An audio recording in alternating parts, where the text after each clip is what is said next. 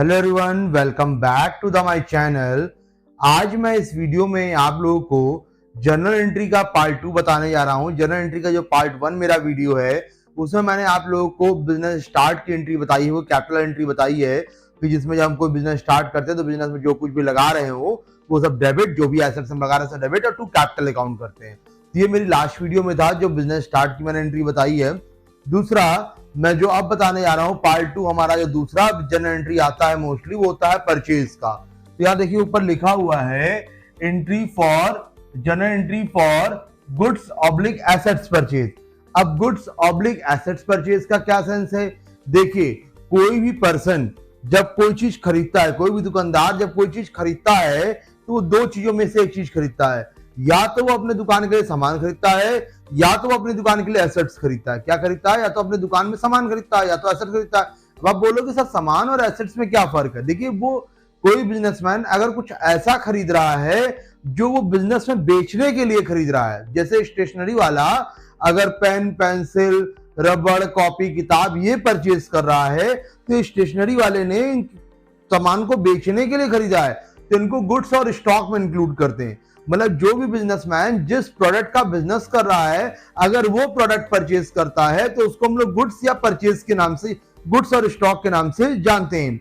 वहीं दूसरा, अगर कोई बिजनेसमैन जिस चीज का बिजनेस नहीं कर रहा है उसके अलावा कुछ अदर अपने बिजनेस में कुछ ऐसा खरीद रहा है जिससे उसके बिजनेस में हेल्प हो, उसका बिजनेस ग्रो करे और बिजनेस के हेल्पिंग चीजों के लिए खरीद रहा है, तो उसको हम लोग उसकी एसेट्स कहते हैं। जैसे स्टेशनरी वाला अपनी दुकान के लिए फैन खरीदे तो फैन थोड़ी ना बेचता है, फैन उसने खरीदा ताकि गर्मी में वो अपनी दुकान पे आराम से बैठ सके, कस्टमर्स को अच्छे से डील कर सके, तो फैन उसकी एसेट्स है। अगर उसने अपनी दुकान के लिए कोई चेयर खरीदी कि हाँ भाई चेयर पे हम बैठेंगे ताकि दिन भर खड़े खड़े रह नहीं पाते, जो कुर्सी है वो वाली वो कंफर्टेबल नहीं, हम अच्छी चेयर खरीदेंगे, ऑफिशियल चेयर खरीदेंगे, उसे बैठ करके हम डील करेंगे, तो ये जो चेयर उसने खरीदी है वो उसकी एसेट्स है। अगर वो बिलिंग विलिंग के लिए लैपटॉप या किसी और बिजनेस वर्क के लिए लैपटॉप लेता है, कंप्यूटर लगाता है, तो उसकी क्या है? एसेट्स है।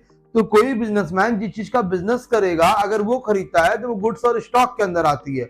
अगर वो अपने बिजनेस, जिस चीज का बिजनेस नहीं कर रहा है उससे हटकर कुछ खरीदता है तो वो उसकी एसेट्स में आती है।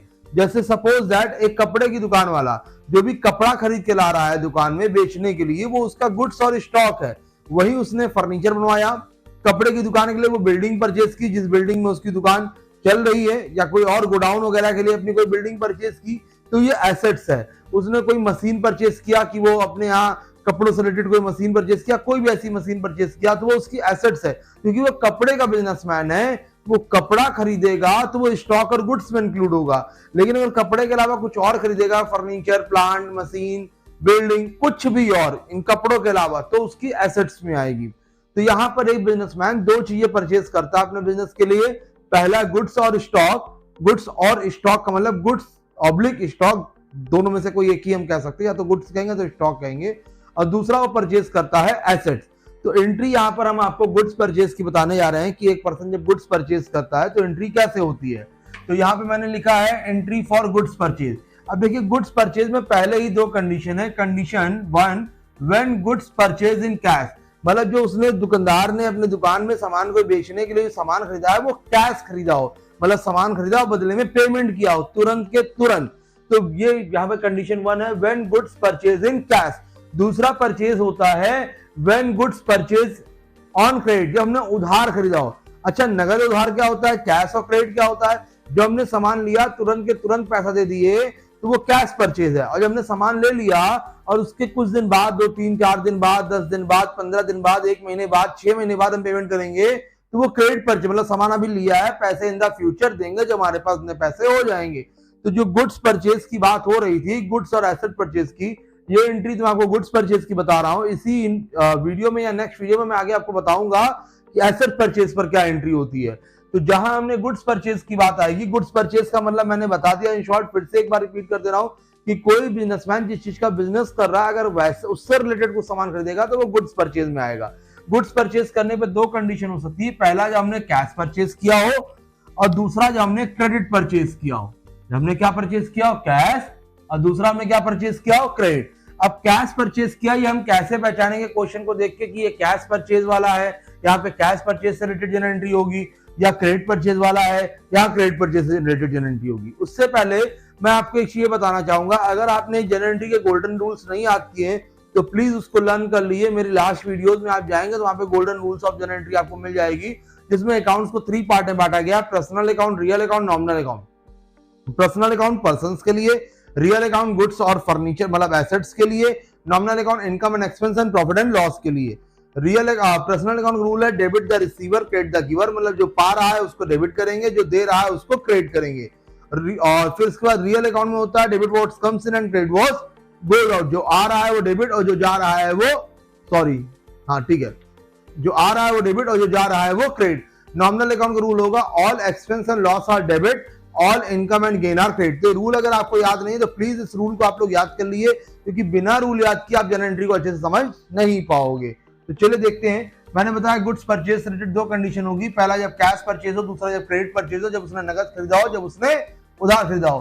तो नगद जब खरीदेंगे तो वो क्वेश्चन हमारे 3 तरीके के हो सकते हैं। जैसे लिखा है गुड्स परचेज, केवल लिखा है गुड्स परचेज, सामान खरीदा, यहाँ पे ना नगद लिखा ना उधार, तो हम मानेंगे ये नगद ही खरीदा, ये कैश परचेज ही है।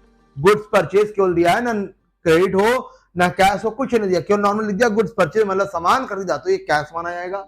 अगर साफ साफ लिखा है गुड्स परचेज फॉर कैश तो ये भी कैश माना जाएगा। अगर goods purchase from Aman for cash दिया है, नाम भी दिया है किसी पर्सन का जिससे हमने खरीदा है, और साथ ही साथ कैश भी दिया है, तो ये भी कैश माना जाएगा। सबसे पहले परचेज की एंट्री में हमें ये ध्यान रखना होगा कि हमने क्या परचेज किया है। गुड्स परचेज किया लिखा रहेगा आपके क्वेश्चन में, गुड्स परचेज किया है या कोई एसेट्स परचेज किए। गुड्स परचेज एसेट परचेज जब क्लियर हो जाए तो आपको ये ध्यान रखना है कि आपने वो सामान कैश परचेज किया है या क्रेडिट परचेज किया है। कैसे पता लगेगा कैश परचेज है? अगर आपके क्वेश्चन में केवल लिखा है गुड्स परचेज, सामान खरीदा मतलब ये कैश परचेज है। अगर आपके क्वेश्चन में लिखा है गुड्स परचेज फॉर कैश तो डैम श्योर भाई ये कैश परचेज ही है। अगर आपके क्वेश्चन में लिखा है goods purchase from Aman for cash, नाम भी दिया और कैश भी दिया, तो भी ये कैश ही माना है। अब इसकी जनरल एंट्री को समझते हैं। Goods purchase for cash, goods purchase for cash, यहाँ पर रियल अकाउंट का रूल लगेगा debit what's comes in and credit what's goes out. अब यहां पर एक चीज और ध्यान रखिएगा, अगर हम कहीं भी लिखा है आपके क्वेश्चन में गुड्स परचेज के बारे में, किसके बारे में? गुड्स परचेज, तो जब हम सामान खरीदते हैं तो इसकी एंट्री परचेज के नाम से होती है। किसके नाम से होती है? परचेज। अब अगर हम कोई एसेट्स परचेज करेंगे तो उसके नाम से एंट्री होगी। जैसे अगर हम फर्नीचर परचेज किए तो फर्नीचर को फर्नीचर लिखेंगे, बिल्डिंग परचेज किए तो बिल्डिंग को बिल्डिंग ही लिखेंगे, मशीन परचेज किए तो मशीन को मशीन ही लिखेंगे। लेकिन जब हम गुड्स परचेज करेंगे तो गुड्स परचेज हम करते हैं तो हम गुड्स परचेज को गुड्स नहीं लिखते, हम परचेज लिखते हैं। कुछ लोग गुड्स भी लिखवाते हैं लेकिन हम लोग परचेज लिखते हैं। अब यहाँ पे गुड्स परचेज मतलब सामान खरीदा, तो यहाँ पे एंट्री हो जाएगी purchase account DR to cash. Entry क्या हो जाएगी?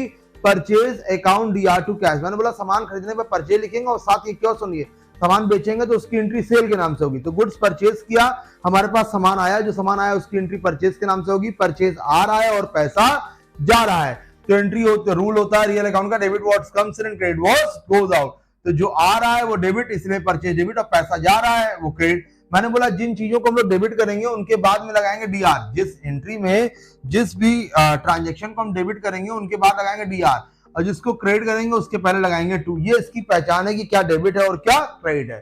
फिर दूसरा क्वेश्चन है हमारा goods purchase for cash. Goods purchase for cash साफ साफ कह रहा है गुड्स जो हमने खरीदा है वो कैश दे के खरीदा है, तो भी यहाँ पे सेंस वही होगा कि सामान आ रहा है और पैसा जा रहा है। रियल अकाउंट रूल क्या है? Debit what's comes in and credit what's goes out. Purchase आ रहा है इसलिए डेबिट, कैश जा रहा है इसलिए क्रेडिट। फिर लिखा है goods purchase from Aman for cash. मैंने बोला अगर नाम के साथ कैश दिया है तो वो कैश ही माना जाएगा, उधार नहीं माना जाएगा, और ऐसी कंडीशन में नाम से कोई लेना देना नहीं है। नॉर्मल एंट्री होगी परचेज अकाउंट डीआर क्योंकि परचेज आ रहा है, टू कैश क्योंकि पैसे जा रहे हैं। फिर से इन शॉर्ट रिवीजन करते हैं, जहां पर हम लोग परचेज की एंट्री कर रहे हैं। मैंने बताया परचेज 2 तरीके की चीजों का हम लोग करते हैं, गुड्स और एक एसेट। जो बिजनेसमैन जिस चीज का बिजनेस कर रहा है अगर वो खरीदेगा तो उसको गुड्स परचेज मानेंगे। अगर वो जिस चीज का बिजनेस कर रहा है उसके अलावा कुछ और खरीद रहा है तो उसको एसेट परचेज मानेंगे।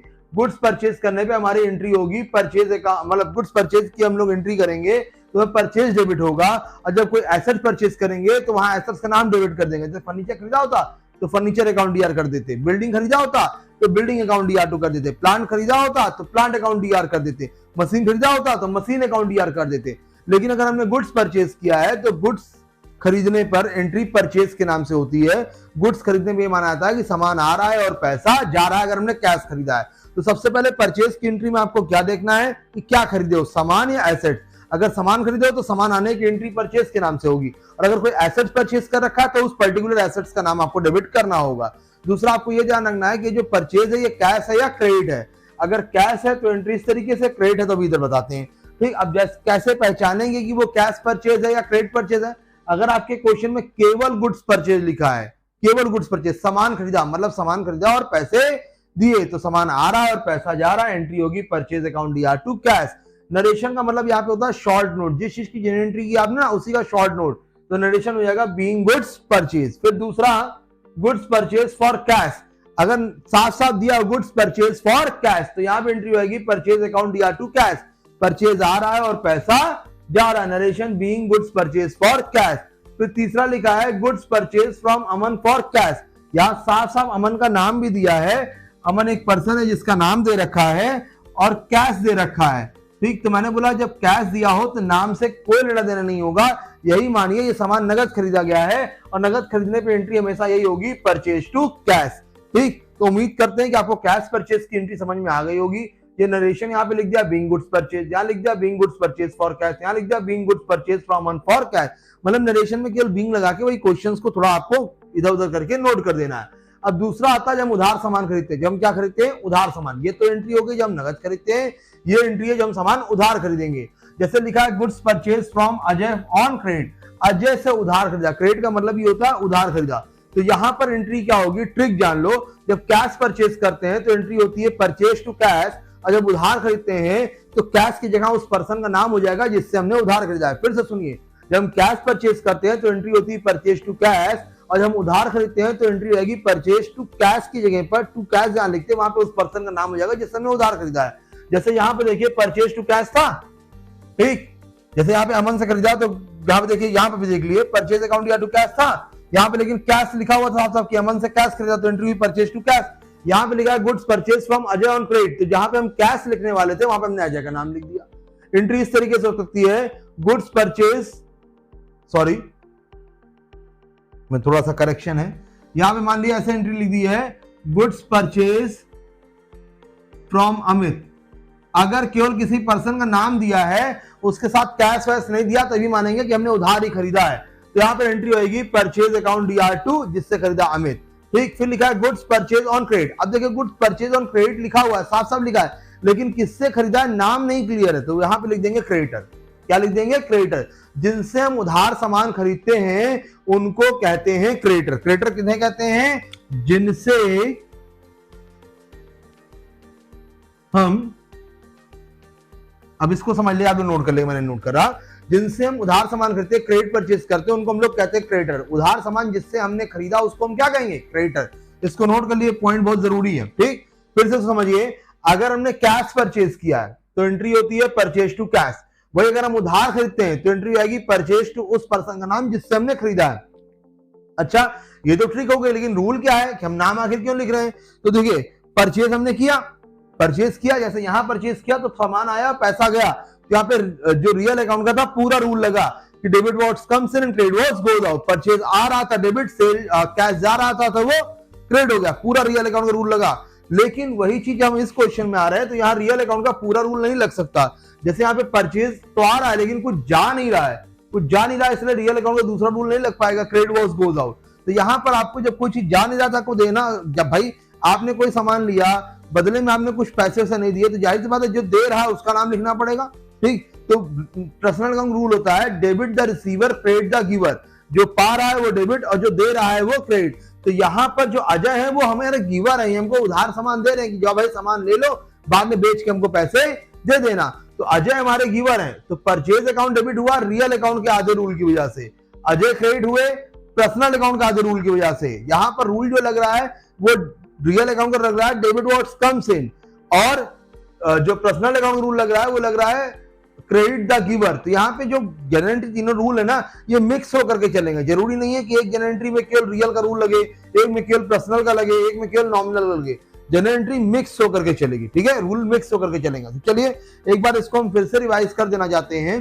यहाँ पर मैं आपको जनरल एंट्री बताने जा रहा हूँ गुड्स परचेज की, बता रहा था और रिवाइज कराने जा रहा हूँ गुड्स परचेज की। देखिए, एक बिजनेसमैन दो चीजें खरीदता है। पहला, वो जिस चीज का बिजनेस कर रहा है वो सामान, जब वो सामान खरीदता है जिसका वो बिजनेस कर रहा होता है तो उसको हम लोग गुड्स परचेज कहते हैं। वहीं अगर कुछ ऐसा सामान खरीदता है जिसका वो बिजनेस पहले से नहीं कर रहा है तो उसको हम लोग एसेट परचेज मानते हैं। गुड्स परचेज है, एसेट परचेज है, पहले हमें ये क्लियर करना होगा परचेज की एंट्री करने से पहले, क्योंकि अगर गुड्स परचेज है तो हमें परचेज अकाउंट डीआर करना है, लेकिन अगर एसेट परचेज है तो उस पर्टिकुलर एसेट्स का नाम डेबिट करना है। दूसरा, जब परचेज क्लियर हो जाएगा तो हमको ये डिसाइड करना है कि जो हमने परचेज किया है ये कैश परचेज है या क्रेडिट परचेज है। अब कैश परचेज की पहचान कैसे होगी? आपके क्वेश्चन में केवल गुड्स परचेज दिया है, या आपके क्वेश्चन में केवल लिखा है साफ साफ गुड्स परचेज फॉर कैश, या आपके क्वेश्चन में गुड्स परचेज फ्रॉम किसी का नाम दिया है और साथ में कैश दिया है। कुछ ना दिया हो या तो कैश दिया हो तो उसको हम लोग मानते हैं कि कैश परचेज किया है, ठीक। और अगर केवल नाम दिया हो, नाम और कैश दोनों दिया हो तो कैश परचेज मानेंगे, केवल नाम दिया हो तो उसको क्रेडिट परचेज मानेंगे। तो परचेज हमने कैश किया तो परचेज आया और पैसा गया, इसलिए रूल हो गया debit what comes in and credit what goes out. Entry होगी purchase account DR to cash, यहाँ पर एंट्री होगी purchase account DR to cash, ठीक, क्योंकि सामान आ रहा है और पैसा। यहाँ पर भी एंट्री होगी purchase account DR to cash, क्योंकि पैसा, सामान आ रहा है और पैसा जा रहा है। दूसरा, जब हम उधार सामान बेचते हैं, उधार सामान खरीदते हैं, तो अगर ट्रिक वाइज देखी जाए तो एंट्री ये है कि जहां परचेज टू कैश लिखते थे वहीं पर कैश की जगह उस पर्सन का नाम लिख दो जिससे हमने सामान खरीदा है। और रूल क्या कहता है कि भाई पर्सनल अकाउंट का यहाँ पे रूल लगेगा, debit the receiver credit the giver. तो जो गिवर है जो हमको उधार सामान दे रहा है उसको हम क्रेडिट करेंगे, तो इसलिए यहाँ पे goods purchase from Ajay on credit की एंट्री हुई है, परचेज अकाउंट डीआर क्योंकि सामान आ रहा है, और टू अजय क्योंकि अजय हमको दे रहे हैं, तो जो दे रहा होगा सामान उसको हम क्रेडिट कर देंगे। फिर इसका आप क्रेडिट परचेज का कैसे पहचानेंगे? ऐसे लिखा होगा नाम के साथ क्रेडिट, या केवल नाम दिया है, केवल क्या दिया है? नाम दिया, तो ये भी क्रेडिट परचेज होता है। तो purchase to Amit, goods purchase from Amit था तो एंट्री क्या होगी? Purchase to Amit. तो लिखा है गुड्स परचेज ऑन क्रेडिट, हमने उधार सामान खरीदा, लेकिन किससे खरीदा वो नाम नहीं क्लियर है। जैसे यहाँ लिखा था अजय से खरीदा, यहाँ लिखा था अमित से खरीदा, लेकिन यहाँ नाम नहीं क्लियर, तो यहाँ लिख दोगे क्रेडिटर। क्या लिख दोगे? क्रेडिटर। क्रेडिटर कौन होता है? वो पर्सन जिससे हमने उधार सामान खरीदा है। और सेम जिसको हम उधार सामान बेचते हैं उसको हम लोग कहते हैं डेबिटर। क्या कहते हैं? डेबिटर। जिससे उधार सामान खरीदा है वो क्रेडिटर, और जिसको उधार सामान बेचा है वो क्या है? डेबिटर। तो उम्मीद करते हैं ये वीडियो आपको क्लियर होगी, कहीं पर कोई भी डाउट नहीं होगा। अगर कोई पर डाउट होगा तो वीडियो को फिर से देखिएगा, तभी कोई डाउट होगा तो हमको व्हाट्सएप कीजिएगा, मैं आपको नेक्स्ट वीडियो बनाकर दे दूंगा, या जो भी आपका डाउट होगा वो सॉल्व कर दूंगा। तो बेटा मैं अपने तरफ से पूरी कोशिश कर रहा हूँ, मैं आप लोग के सहयोग की और सपोर्ट की पूरी उम्मीद रखता हूं। आप लोग ये वीडियो देखिए, वीडियो देखने के बाद अगर आपको वीडियो अच्छी लगे, समझ में आए, तो प्लीज वीडियो को लाइक जरूर करिएगा। कमेंट में अपना जो भी ओपिनियन वो लिखिएगा विद अपने सिटी के नेम के साथ कि आप कहां से ये वीडियो देख रहे हैं और आपको कहां से ये पढ़ रहे हैं, ठीक। दूसरा जो है, आप इस वीडियो को अपने फ्रेंड्स में शेयर करिए कि वो भी देखें और वो भी आगे पढ़ें। अगर आपको मेरे पढ़ाने का तरीका समझ में आ रहा है, मुझे आपको डिजिटल प्लेटफॉर्म पे पढ़ा रहा हूं तो मुझे आपका डिजिटल सपोर्ट चाहिए। आप फ्री सैंपल और फ्री क्वेश्चंस के लिए आप हमारी एप्लीकेशन भी इंस्टॉल कर सकते हैं। प्ले स्टोर हमारी एप्लीकेशन है, हनुमत क्लासेस अयोध्या के नाम से है, उसकी लिंक मैं आपको डिस्क्रिप्शन दे दूंगा, वहां जाकर के आप मेरी एप्लीकेशन भी इंस्टॉल कर सकते हैं। तो चलिए फिर हम मिलते हैं नेक्स्ट वीडियो में, जहां हम लोग पढ़ेंगे एसेट्स परचेज की journal entry. Thank you everyone.